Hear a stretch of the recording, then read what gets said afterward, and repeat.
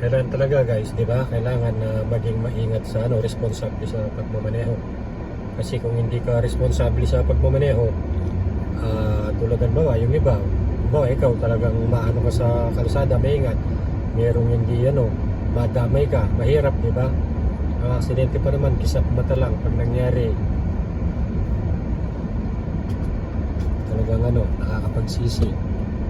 Dito pala guys, pag lahat ng rito, may insurance din.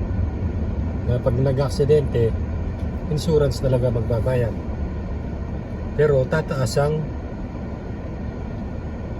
yung monthly monthly bill mo sa insurance. Lahat naman kasi nang tumatakbo dito may insurance Kahit kasalanan mo man o hindi, insurance pa rin ang mag-uusap.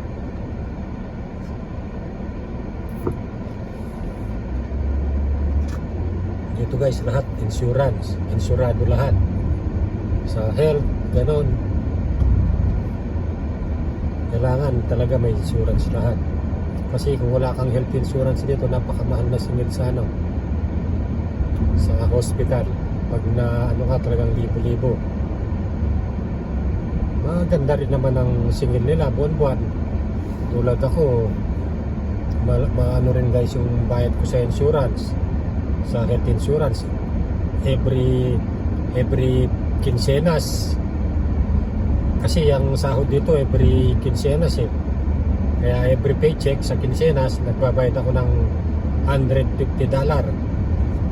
Yun ang binabayaran ko, $150 sa isang paycheck. Mura pa yun guys, kasi may pa yung trabaho ko, yung kumpanya ko, may party pa siya ron. Kung walang party, mas malaki yun. Kaya ang ko 300. Bukod pa yung mga may ibang insurance pa ron, tulad yung sa hospitalization, sa vision, sa dental, yun, bukod pa yun.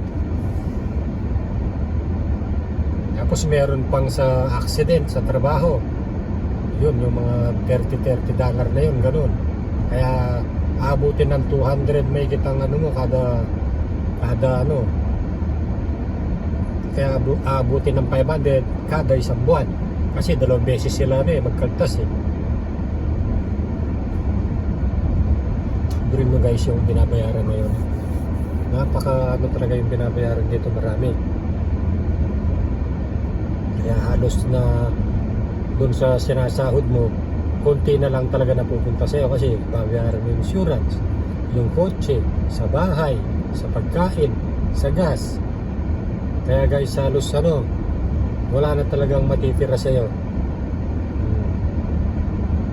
Ganun ang buhay dito sa Amerika. Pero yun, kahit paano nakakaraos. Yun talaga kailangan magtrabaho para may mapantustos sa araw-araw.